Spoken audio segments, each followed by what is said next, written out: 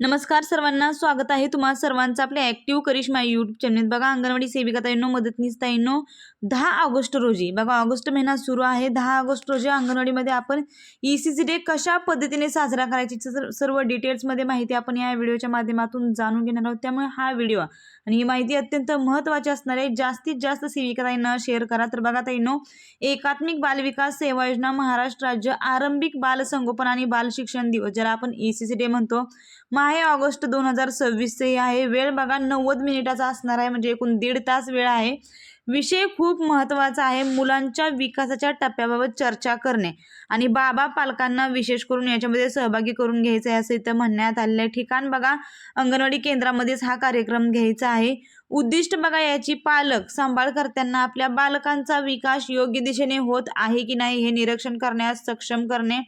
0 ते 3 वर्ष वयोगटातील बालकांच्या विकासात बाबा पालकांचा सहभाग सुनिश्चित करायचा आहे.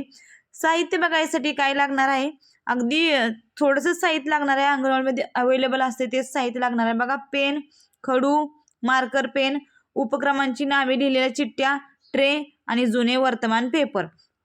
आता बघा याची तयारी कशी करायची. सत्राची सर्व तयारी आधीच करून ठेवायची आहे. बाबा पालकांना आदल्या दिवशी कार्यक्रमास येण्याबद्दल सूचित करायचं आहे. उपक्रम 1 साठी खालीलप्रमाणे विकासाच्या टप्प्यातील कृतींच्या 5 चिठ्ठ्या तयार करायच्या आहेत. 1 नंबर चिठ्ठी बघा, बालक आधाराने बसू शकतोय. 2 नंबरचं पहा, बालक स्वतंत्रपणे बसू शकतोय. 3 नंबरचं पहा, बालक आधाराने उभा राहू शकतोय. आणि 4 नंबरचं पहा, बालक स्वतंत्रपणे चालू शकतो. आणि 5 नंबरचं, बालक उडी मारू शकतो. या 5 प्रकारच्या चिठ्ठ्या तयार करायच्या आहेत. सर्वात प्रथम अंगणवाडी सेविका यांनी बालक व पालकांचे स्वागत करायचं आहे. प्रक्रिया बघा याची कशी असणार, बाबा पालकांना गोलाकार बसवायचा आहे.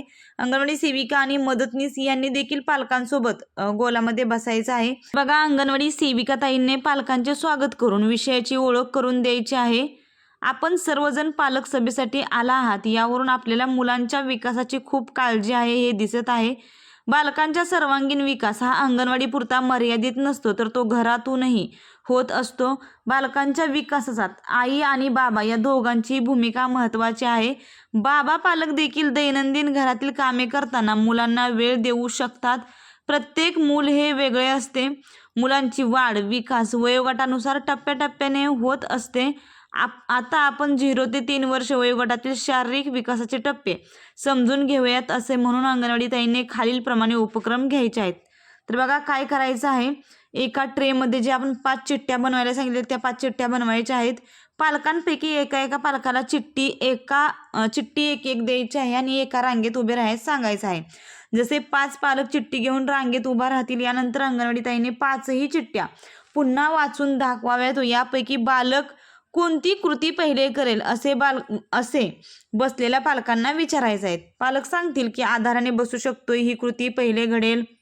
मग बालक आधाराने बसू शकतो ही चिठ्ठी असलेल्या बालकांना पहिल्या रांगेत पहिल्या क्रमांकास उभे राहण्यास सांगायचं आहे.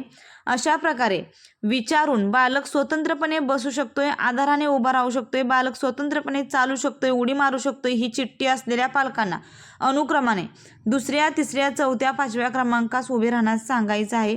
आता अंगणवाडी सेविकेने समजून सांगायचं आहे की अशा प्रकारे बालकांची शारीरिक मोठ्या स्नायूचा विकास टप्प्याटप्प्याने होत असतोय. मात्र काही बालके लवकर चालतात, काही उशिरा, काही लवकर बोलतात तर काही उशिरा बोलतात. असाच बालकांचा भाषा विकास, बौद्धिक विकास व सामाजिक विकास देखील टप्प्याटप्प्याने होत असतोय. उदाहरणार्थ, बालकांचा भाषा विकास कसा होतो हे बघूया. प्रथम बघा, बालक आवाजाच्या दिशेने असे मान वळवून बघतो व नंतर मान हलवून हावभाव करून व्यक्त होतो. नंतर मग मम, दादा स्वतःच्या भाषेत बडबड करतो. त्यानंतर साधे 1-2 अक्षरी शब्दांचे अनुकरण करतो. मग साधे वाक्य बोलतो आणि नंतर मोठी पूर्ण वाक्य, गाणी व गोष्ट त्यांच्या स्वतःच्या शब्दात सांगू शकतो. त्यांच्या वयानुसार विकासाचे टप्पेही खालीलप्रमाणे पालकांना सांगावेत. 0 ते 6 महिने बघा, बालकांचं काय असते. 0 ते 6 महिन्यामध्ये आईचा चेहरा ओळखणे, आवाजाच्या दिशेने मान वळवणे. त्याच्यानंतर बघा 6 महिने ते 12 महिने म्हणजे 6 महिने ते 1 वर्षापर्यंत बसणे, आधाराने उभे राहणे, 2 हाताने वस्तू पकडणे, बडबड करणे हे सुरू होते. त्याच्यानंतर बघा 12 ते 18 महिने म्हणजे 1.5 वर्षापर्यंत आवाजाची नक्कल करणे आणि स्वतंत्रपणे चालणे. आणि 18 ते 24 म्हणजे 1.5 वर्ष ते 2 वर्षापर्यंत स्वतंत्रपणे धावणे, पूर्ण वाक्यात बोलणे ही त्यांची कृती होत असते. त्याच्यानंतर बघा अंगणवाडी सेविकेंनी पुढे सांगायचं आहे की आपल्या मुलाचा योग्य विकास होण्यासाठी पालकांनी मुलांसोबत खेळले पाहिजे, संवाद साधला पाहिजे. या सर्व विकासाच्या कृती वयोगटानुसार करण्यास मुलांना संधी दिली पाहिजे, तरच मुले हुशार होतील. बाबा पालक देखील मुलांना पुस्तके वाचून दाखवू शकतायत, काम करता करता कामाबद्दल बोलू शकतात, गोष्ट सांगू शकतात, खेळ खेळू शकतायत, आजूबाजूच्या परिसराची ओळख करून देखील देऊ शकतात. त्यामुळे मुलांचा विकास होऊन आत्मविश्वास वाढेल. त्याच्यानंतर बघा अंगणवाडी सेविकेंनी उपक्रमामध्ये सहभागी झाल्याबद्दल पालकांसोबत 3-2-1 हा उपक्रम घ्यायचा आहे आणि उपक्रमामध्ये सहभागी झाल्याबद्दल त्यांचं अभिनंदन करायचं आहे. त्याच्यानंतर बघा पालकांना विचारायचं आहे की आज आपण कोणत्या 3 गोष्टी नवीन शिकलो आहोत, आपण घरी मुलांबरोबर कोणत्या 2 गोष्टी करणार आहात आणि कोणती एक गोष्ट आपण इतर पालकांना सांगणार आहात. शेवटी आजच्या सभेला उपस्थित राहिल्याबद्दल सर्व पालकांचे आभार मानायचे आणि त्यांना पुढील बैठकीची तारीख सांगायची. आता पुढील बैठकीची तारीख ती प्रत्येक महिन्याला 10 तारखेला ECC डे असतोच.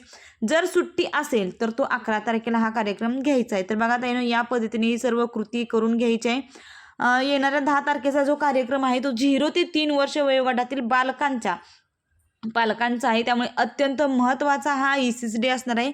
जास्तीत जास्त सेविका ताईंना, मदतनीस ताईंना हा व्हिडिओ शेअर करा आणि असेच अंगणवाडीचे अपडेट पाहण्यासाठी चॅनलला सबस्क्राईब करा. अजूनही तुमच्या काही अडचणी किंवा समस्या असतील तर नक्कीच मला कमेंट करून कळवा. धन्यवाद.